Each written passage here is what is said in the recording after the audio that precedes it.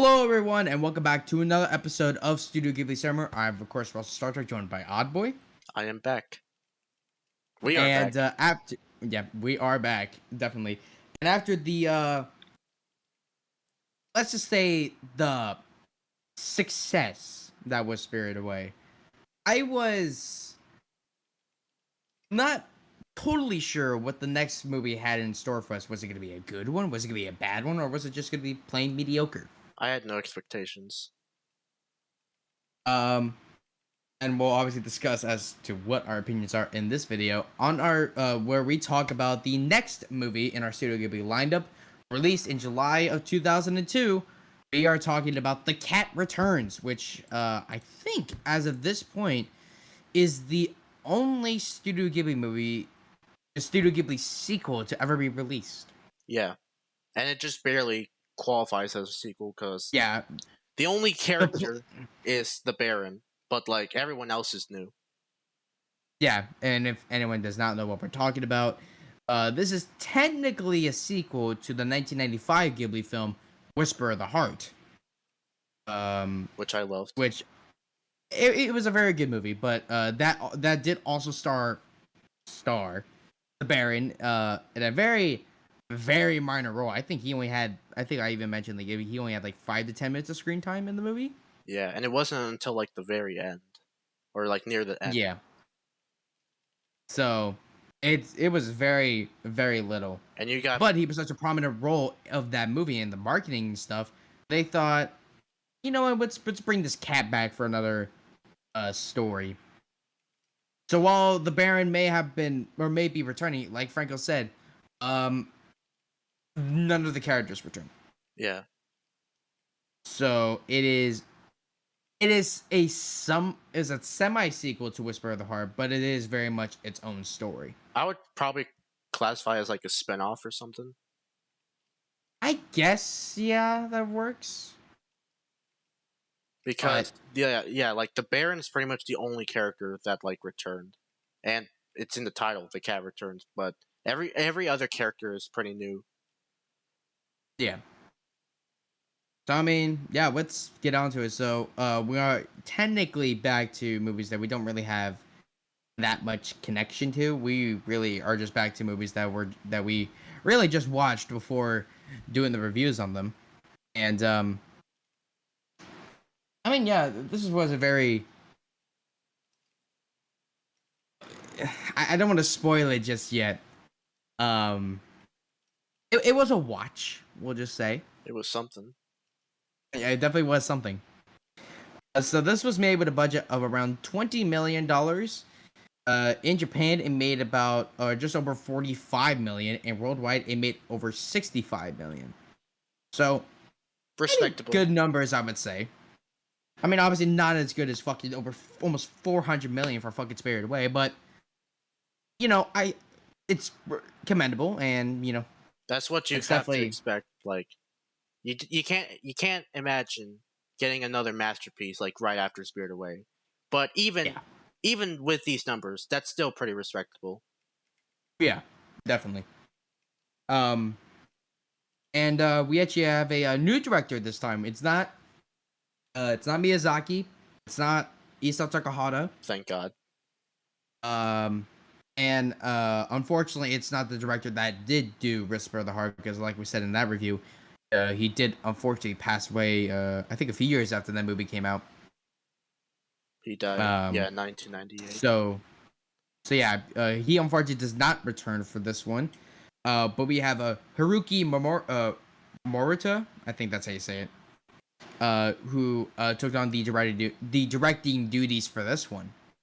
And usually when it's a new director for something like Studio Ghibli, I do get a bit hesitant, because I mean, while Takahata did have a very good start with Grave of the Fireflies, His reputation just declined. it's kind of flaky a bit. He has some really high highs, but he also has some pretty fucking low lows. Do we even need to bring up fucking Only Yesterday? Why? Yeah, it's like, why? Like, we went from a great movie, which was Grave of the Fireflies, to one we despise so much, which was only yesterday, to And then to a mid to an movie, okay one. and then the But Yamadas. I don't even know how to describe Yamadas. It's like, it's forgettable. yeah, very forgettable. So like, not Then not the best reputation. is that the latest one that we talked about so far from Takahata? I think it is, right? Yeah, that was his latest Okay. movie. I feel like there was one more in between Pompoko and the Madas. I could be totally wrong about that though. He's only done Um he's only done uh those four. so far? Yeah. I think he has Okay. one. I think he has one more, but I don't remember which one it was. But I think that's much Or, later on. yeah, it's much later on. But anyway, enough dawdling. Let's actually get to the story. So, high school student Haru, played by Anne Hathaway in the American version, rescues a cat that was about to be run over by a truck and discovers the cat is actually a prince named Loon. Which, oh, it doesn't even say it on here. Out of gratitude, Loon's father, the Cat King, played by the fantastic Tim Curry in the American version, asks her to marry Loon. Haru is brought to the Cat Kingdom where she starts to develop feminine features. When she is prevented from leaving, the Baron and Toto, two statues that have magically been given life, provide assistance in gaining her freedom. So, Already, what is his plot? yeah, Like just the beginning, like about to be run over by like the cat's about to be run over by a truck. Like already, they're just throwing the shit at you. yeah, it is very, very out there, but surprisingly, it actually works. It's another kind of like Spirited Away situation where the plot is very different from your typical from your typical Studio Ghibli plot. But when you have a good, incredible director behind it, like I said, this time not being Miyazaki, but being someone kind of new at this point, you know, it can work, and it honestly does work in this situation. Oh, definitely. I mean, I think a big part of that is that the characters and the cast that play them play it off so well. And I mean, you want to say anything before we move on to the cast? I don't think I have anything, so yeah, we can move on to the cast. All right. So first up, we have our main heroine, Haru, played by Anne Hathaway. Now, I didn't really recognize her from that much. Like initially thinking about it, and then I looked her up, and she did have a role in Interstellar as well as The Dark Knight Rises. She also had a cameo role, or she also had a role in the 2010 version of Alice in Wonderland, directed by Tim Burton. She also appeared in the Rio films as well as the original Dark Knight. Um, but I think her most notable role was playing the princesses in both Ella Enchanted and in both Princess Diaries movies from Disney. So, a very, I wouldn't say prolific career, but she has a knack for playing a lot of princesses. Apparently, I think she does fine with this. Yeah, Nothing too crazy, but nothing too bad either. She's just right down the yeah, middle. She's pretty good. yeah. It's kind of like Chihiro. It's like just your ordinary girl or character with like no special abilities. Yeah, but I think overall, I think Chihiro was a better character because you really fell for her more because of like the wacky situation that she got herself in. Whereas, and she was also way younger. Yeah, I think Chihiro was only like 10. 10. Yeah, and then Haru's supposed to be 17. Yeah, she's a high school student. So you don't really relate to Haru as much as Chihiro, as it's like kind of that kid dynamic that you kind of attach to a lot. Yeah. But she's still a, pretty good character overall. And especially towards the beginning when she's having all this bad luck and it just almost looked like Russell at that point. Why you gotta say it like that? He's getting Okay. flashbacks now, people. Don't remind me. Ah, okay. But yeah, overall, I still like the character. All right. So next up, we have, as we mentioned before, the returning character, the Baron, played again by Carrie Ellis. Now, obviously, he did voice the Baron in Whisper of the Heart, and as I mentioned in that review, this guy has done a lot of notable work that a lot of you may recognize him from, such as The Princess Bride, Robin Hood Men in Tights, Twister, Liar Liar. Uh, Apparently, also having a role in the latest Mission Impossible movie, Dead Reckoning Part 1, as well as also being in Ella Enchanted. I actually didn't really know that. As well as Hot Shots, but notably, he was the Doctor in the Saw movies. So, yeah. And he also did have a role in Porco Rosso. It seems like that, like, a lot of people in this, like, early 2000s age were actually a lot of actors that were in Porco Rosso. Because you remember last review, we talked about the actress that played Lynn, and she also appeared in Porco Rosso. Yeah, she was like It's Gina. kind of interesting. But this guy, Carrie also did, was also in Bram Stoker's Dracula from '92, as well as Days of Thunder. The Disney CGI version of A Christmas Carol, starring Jim Carrey, and that's pretty much about it. So very credible work. And again, I think he does. Well, technically, I feel like he does a much better job than he did in Whisper of the Heart, but that's more just the fact that he has a lot more screen time in this movie, so he gets a lot more to actually do in this movie compared to last time, where he really didn't do that much. Yeah. So overall, I think he did better, but again, like I said, that's pretty much just because he has a more important role throughout the movie. But what did you think about the Baron in this movie? I liked him. Pretty fun character.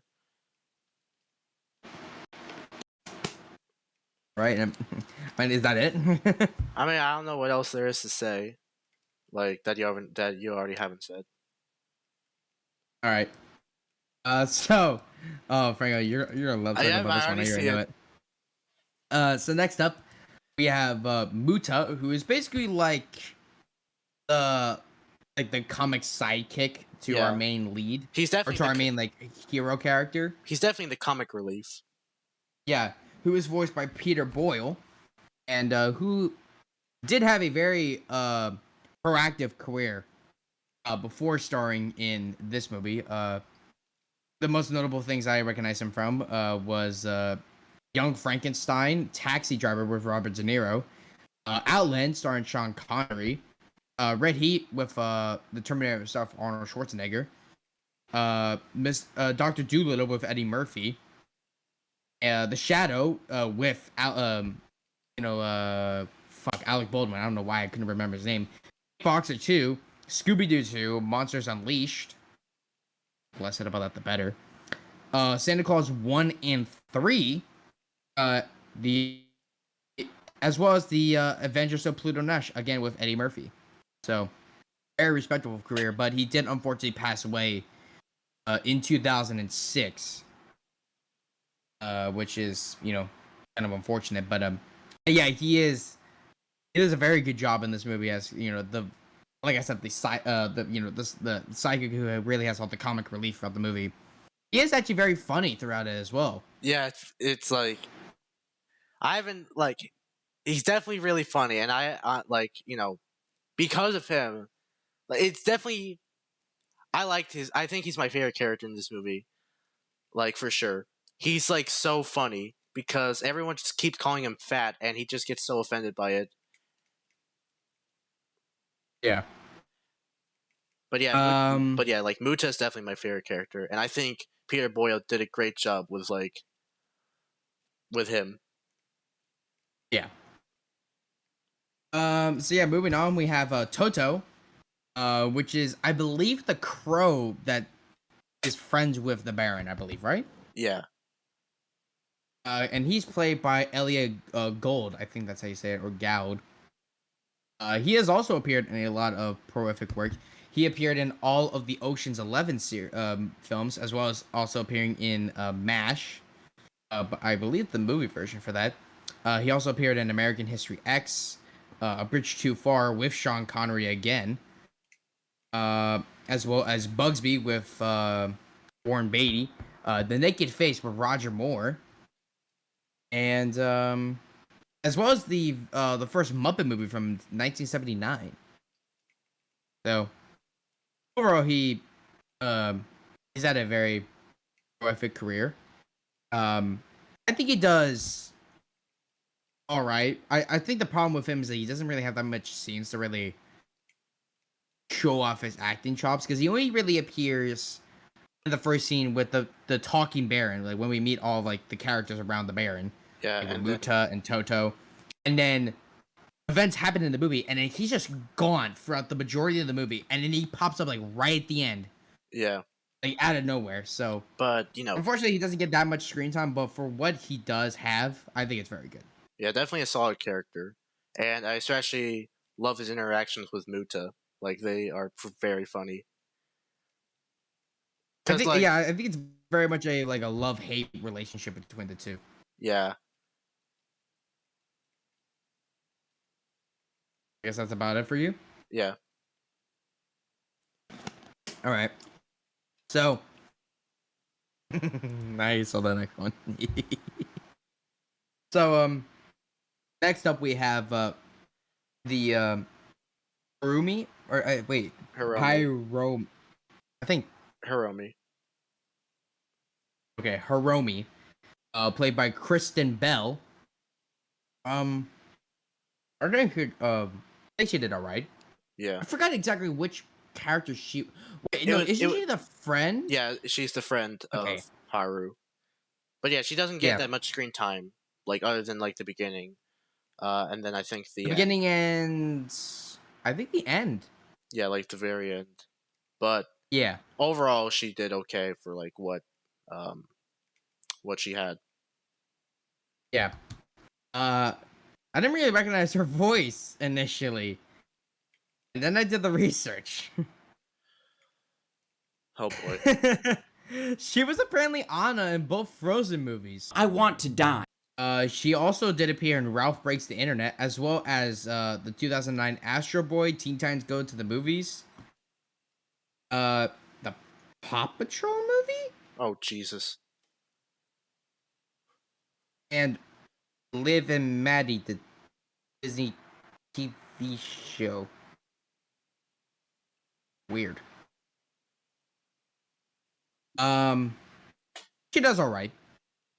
Nothing too crazy. And you want to say anything else about her before we move on? Nothing really to say, cause like, I mean, she's just there. That's just like a friend. Um, but yeah, that's about it. I guess solid overall, but nothing too Yeah. special. And oh boy, this last one. Yeah. I'm gonna have fun with this one. So finally, for our main cast, there are a few that I do want to talk about though, real quick. I guess like the servant, to the Cat King. I forgot what his name was. It's like the brown cat that Oh, that annoying, Haru has. that annoying Yeah. fucker. It wasn't that annoying to me, honestly. Not Taru. Or not Taru. Yeah, not Taru. Is that what his name was? Yeah. He was voiced by Andy Richter. Okay. I don't really recognize his name from really anything. But I guess I could pull it up right now. 12 seconds later. Oh yeah, okay, no, I found it. Wait, he appeared in the Madagascar movies? And Elf? And wow. Talladega Nights as well? Oh, he must have been one of the penguins, because it also shows up the penguins in Madagascar. Okay. So I bet you, yeah, he was probably one of the penguins. Let's see. Nothing. Apparently, he was in Malcolm in the Middle, if anyone even remembers that. Sweet Life on Deck? Huh? Alright. But alright. He did okay. He was kind of irritating me because I just kind of wanted him to shut up, like the cat. I guess. And then the last two I want to talk about before moving on to the Cat King is the fucking when they get to the Cat Kingdom, the white cat. Oh, Yuki. Yeah, Yuki, and then the prince. So okay, Yuki played by Judy Greer, Judy Greer. That sounds familiar. and then the cat prince, Prince Loon, played by Andrew Beavis. Okay. Let me look at this real quick. But yeah, no. I think both do really good, honestly. Yeah. They don't get much screen time because we're just mainly focused on our three main characters, which is Oh, okay. So she appeared in the fairly popular TV show Archer, as well as Guardians of the Galaxy Volume 3, and most notably for me, the Halloween sequels that were coming out, like Halloween, Halloween Kills, and then oh yeah, just those two because something bad happens to her. She also played the mother in both Jurassic World and Ant-Man as well. huh. So yeah, not bad. But I do like both of them. They do both fairly good Yeah. throughout. But yeah, now we're on to the big event now. This is the one that almost every like Studio Ghibli movie has like that one actor you're like, oh shit, it's that guy. Yeah, and I remember you from something. And this is this movie's version of that. So we have the Cat King, which is basically the ruler of this cat kingdom that Haru is taken to, and he's played by the one and only Tim Curry. yeah, and I think, and the weird part is that I think I made a joke about him like early on in the series. I forgot who I did it on. We were talking about some actor. I forgot which episode, but I think you were joking. I said like, how many of these Studio Ghibli movies are gonna have these like famous actors? I think you were joking. Imagine if like, what's next, Tim Curry or something. Oh no, because because that was after when when we were fighting the Spider-Man actors. But I remember it was before that I mentioned like I forgot which actor it was, but it was like, oh, like if this actor is in a movie, then like it got like, if a movie was like really bad and it got like a 1-star rating and this actor was in it, that's the reason why it got this 1-star. And I mentioned like stuff like, this actor and this actor, and I mentioned Tim Curry. And little did you know he would eventually show up. Yeah, I fucking called it. So and I mean, like, this guy has been in so much shit. Like, I don't really that, like, you recognize. I don't know Tim Curry that well, but I definitely know his role in Home Alone 2. Yep. So he was the desk clerk in Home Alone 2. He also appeared in Clue from 1985. Fern Gully with Robin Williams. Legend with Tom Cruise. The Rocky Horror Picture Show from 1975. Conga from 1995, actually. The Three Musketeers starring Charlie Sheen.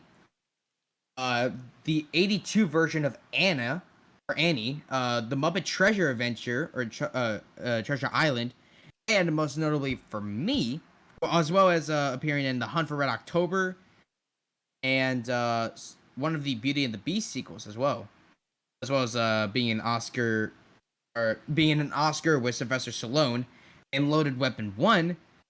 For me, he was most notable as playing Pennywise in the 1990 version of It. But he also did appear in, surprisingly, Rugrats Go Wild and The Shadow as well with Alec Baldwin. So, very, very well-known actor. And he is... I didn't really actually hear much of like a Tim Curry voice in there. Actually, it kind of surprised me because like once you hear Tim Curry's voice, you automatically know it's fucking Tim Curry. So it's surprising I didn't really catch that before. And it's just like, it's kind of like one of those things where it's like, I guess, that shows the sign of a really good actor, of like they're very popular. and you can't even tell like at one moment like if it's him or not. I guess he's doing something after all. And that's about it for the cast. Yeah. So, I know you have a lot to say about this next part, but what were your favorite scenes from the cat returns, Franco? It's hard to pick one because this whole movie was just very funny to watch. Like Exactly. like Like the I would put this on like the same level as Porco Rosso in terms of funny. probably even higher Like, than Porco Rosso, to be honest. yeah, no, yeah, definitely higher. This is definitely one of the most one of the most funny animated movies I've ever seen in a while. Yeah, and mainly is carried by fucking Muda. Yeah, Muta, yeah, he really is the comic relief. No, but overall, this movie is very enjoyable. Yeah. Like, not even counting the humor. Yeah. Which I guess that kind of spoils our opinions there, but fuck it. Yeah. But yeah, my favorite scene, if I had to pick one, it would definitely be the scene where like Haru stumbles upon the Kapiru, and then she's like, then the Baron walks out and introduces himself, and then that's like when we also meet for the first time Toto as well, because he's like a Yeah, statue. because Muta brings her to the cat brewery, Yeah. which is in like this very tiny little area, which makes sense since they're all fucking cats. Yeah. They're very tiny. But yeah, like she's like, or like Haru's following this cat, this big fat cat, like wandering through these streets, and it gets into this like narrow alleyway, and then she has to like walk on these pillars and stuff. And yeah, she finally ends up in this like little like kind of like circle town, where the cat brewery is there, and where the Baron statue is. And she's like, is this it? And he's just sitting there like reading a magazine, like, I don't give a fuck. Yeah. And then yeah, the Baron statue comes to life after the sun peaks over the clouds, and then you can continue on from there. So yeah, so we get introduced to the Baron and Toto, and they're just having their normal conversations. Like they're just informing her where she is, and like she's telling them what's happening. And then during that's kind of when we start to see, like, as you mentioned earlier, the love-hate relationship between Muta and Toto. And it's very funny to watch because like they just like, it's almost like, in a way, okay, I'm just pulling this straight out of my ass, but like, in a way, their connection almost feels like some kind of like the way they're interacting almost seems like something our boys group would do. Like, we always have those moments where like we're just making fun of each other, and then and they kind of it's not like they outright hate each other, but like Yeah. it's they have those moments. And there is one shot where like like Toto's like Toto's trying to sweep down on Muda and attacking him, and then like fucking Muda's got like this Mortal Kombat pose. It's like, yeah, fight me, bitch. Yeah, it's like, come on, motherfucker, and then like he swans up and he's like, oh shit. Yeah. And he's like starts like pecking him and shit. He's like, fuck, stop, get off, you bitch. Yeah. But that's my favorite scene. That one I laughed so hard at. Okay, if I had to pick a favorite scene, it's gonna have to be the ballroom scene. The fucking like the events that happen in that singular ballroom is so fucking funny. I like could not hold myself in. Like at this point she's in this cat world, or this cat kingdom, and unfortunately she starts Haru was taken to this cat kingdom. Yeah, and you should have seen Russell's reaction to that. Yeah, she's basically becoming a fucking furry. He was screaming into his pillow. Okay, you didn't have to say that much. So obviously at the beginning, as we mentioned, she saved this cat from being run over by the truck. So the king decided that as a honor of gratitude, that they would give her like all this nice stuff, which really wasn't nice, like with like mice and cats, fighting each other and shit. but he also arranged for her to marry the prince.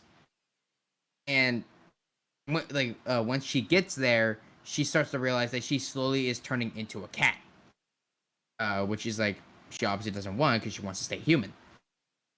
So she's sobbing in this fucking ballroom, just realizing the fact that she might be a cat for the rest of her life, and the shit that is going on in front of her that she's not even paying attention to is hilarious.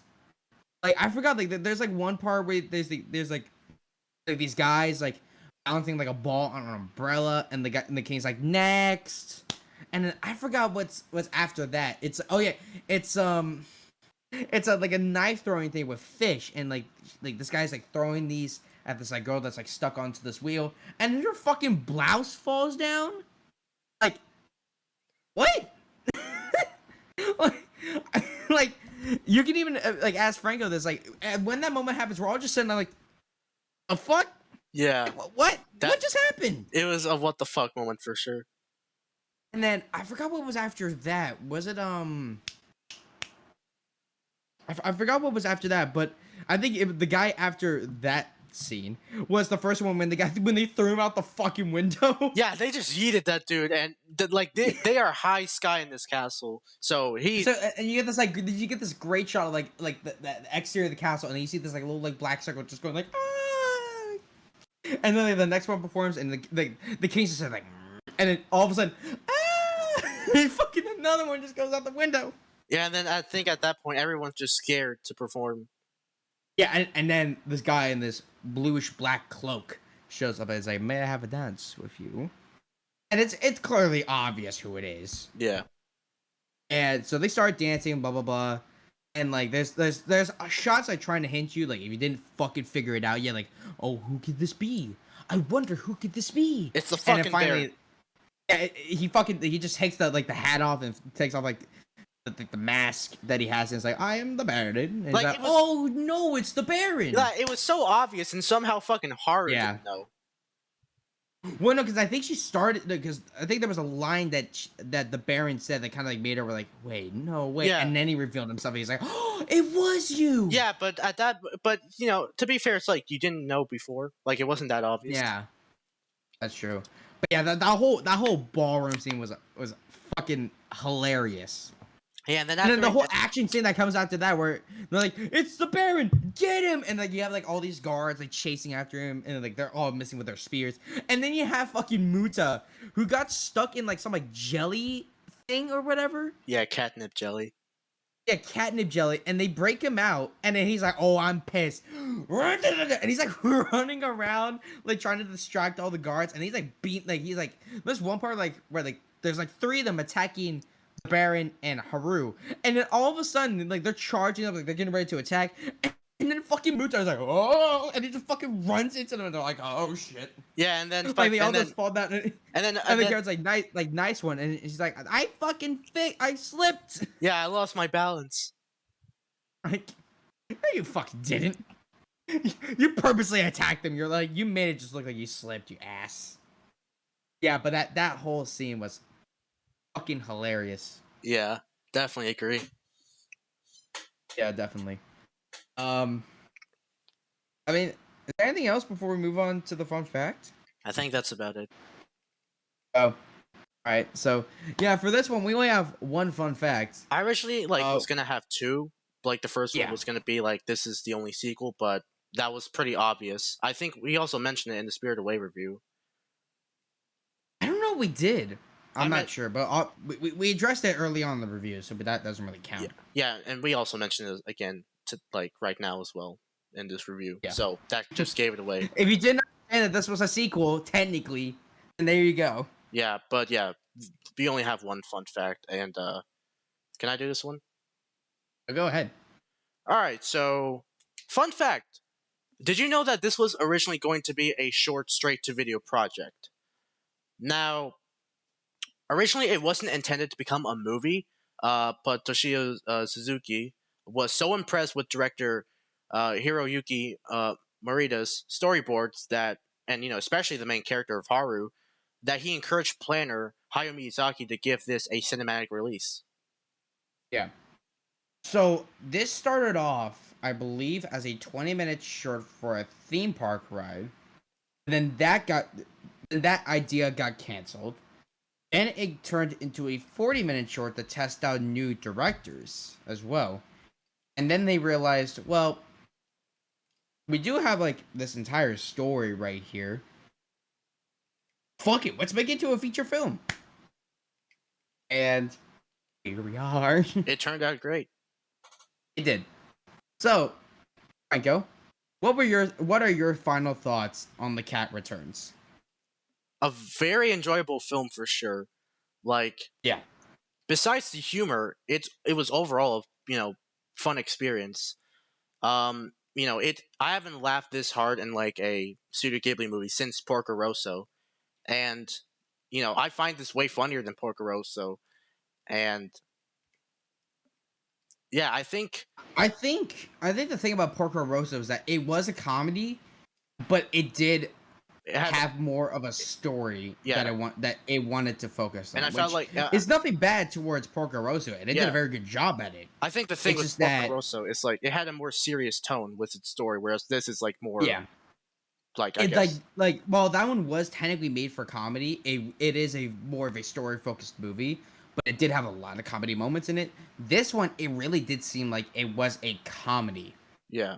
and the story, it really does kind of take a back seat. Like it's like the plot is very involved within like the first half of the within like the first half of the movie, and then by the second half, it's really just a comedy at that point. Like the plot moves, like it goes like really fast at the like not really fast, but like it establishes everything in like the first half, and then by the time we get to the Cat Kingdom, that's when the plot really slows down, and it really does focus more on comedy and the characters, which it does work. Definitely. So yeah.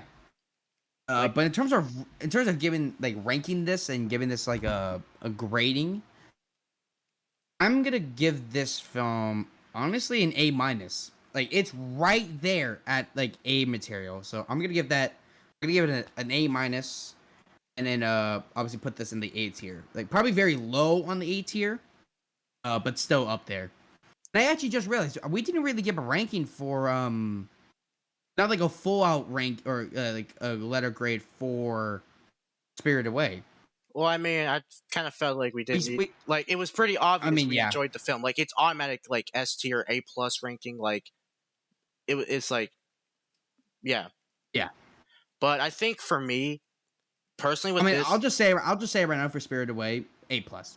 yeah, Just at least address it and just be like, okay, there you go. yeah, it's like, But yeah, I'm definitely giving this film an A minus, and then obviously putting this in the A tier. I think personally for me, while I did definitely enjoy this film, I don't know if I would put it in like the A minus category with like some of the other films that we've seen. Yeah, for me, it's either an A minus or a B plus. Yeah, I'm It's giving like it right on that fine line. I'm giving this a B plus because it is on like the same par with Porco Rosso, and I did enjoy the story for sure, but I don't know. I don't think personally for me, I don't think I would categorize it in A tier with like some of the other ones we've seen. But a B plus is still a respectable like ranking for this. Yeah. So yeah, that concludes today's episode of Studio Ghibli Summer. Hope you guys enjoyed it, and this is definitely a movie that well, obviously I don't have it to show for today's episode, and I won't be showing one for a little bit. But this is one I will be definitely picking up at some point. Same here. But anyway, guys, hope you guys enjoyed today's episode of Studio Ghibli Summer. As per usual, if you like this sort of content, make sure to hit that subscribe button and hit that bell icon to get notified when future videos are coming out. You can also check out like this guy's channel. He does whatever the fuck, his on YouTube and Kick. If you want to know like when a new video is coming out, or just about my personal life in general, go and check out my social media pages, my Instagram, Facebook, and Twitter. That's when you guys get the know-how on that. If you want to know what I think about a movie before it comes out, go and follow me on my Letterboxd page, because that's when I'll talk. That's why I'll give my thoughts out on a movie before the review comes out on YouTube, such as this one. which is probably already up by the time this review comes out. And I also follow me on my Twitch page for some live streams on there. I'm gonna try and get back into them, but we'll see how that works. But Franco, you wanna announce what the next episode is? Because I know I'm very really excited. excited for this. Yep, I'm very excited for the next one. All right, people. The next Studio Ghibli Summer episode we have, and the next movie we got to see, is going to be Howl's Moving Castle, released in 2004. Now, unless you forgot from like the previous episodes, I've mentioned several times that I've been the most like Howl's Moving Castle is the most. It's like the movie I was most excited to see in terms of like the ones I've never seen before.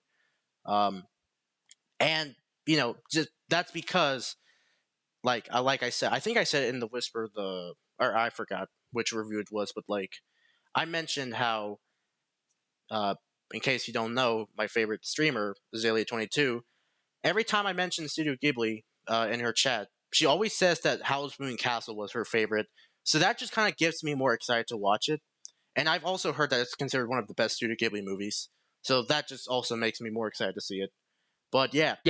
Now it's crazy to think like now the next one, we're finally gonna get to this. That I've been waiting to see forever. I'm surprised that you were so excited to see Howl's Moving Castle. I honestly thought you were really excited to see Spirited Away again. I thought that one would be the one you were most anticipated. I was excited to see that again, for sure. But in terms of like new movies that we haven't seen yet, Howl's Moving Castle. Well, yeah, but I'm honestly I was way more excited for Princess Mononoke than this. Well, opinions. Well, no, because I mean, honestly, I've heard that like Princess Mononoke, if you don't count Spirited Away, is like one of the like probably the best Ghibli film ever. So that's why I was way more excited for that one. But I'm not gonna hold that against Howl's Moving Castle. I'm still excited to see if this movie holds up to all the hype. But anyway, guys, stay tuned for next time for our review on Howl's Moving Castle. And yeah, hope you guys have a great day and stay tuned for the next episode, guys. Live long and prosper. Out. Later.